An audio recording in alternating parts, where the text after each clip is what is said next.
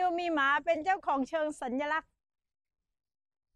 สวัสดีค่ะป้าเล็กเจ้าของร้านการไกลนะคะและยืนอยู่ในสถานที่แห่งนี้คือร้านการไกลสาขา3การไกลมีมายาวนานถึง30ปีแล้วนะคะเดี๋ยวเรามาชมบรรยากาศข้างในกันค่ะว่าวันนี้ป้าเล็กจะคุยถึงเรื่องอะไร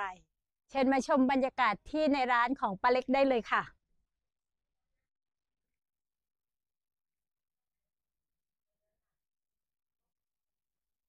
นี่บรรยากาศสวนหย่อมนะคะ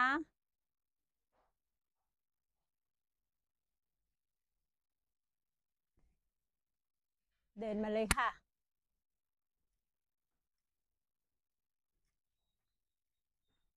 ใช่เลยค่ะ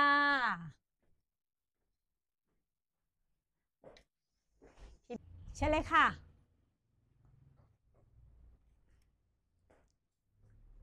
นี่คือบ้านการไก่นะคะเดี๋ยวตามป้าเล็กมาเลยค่ะ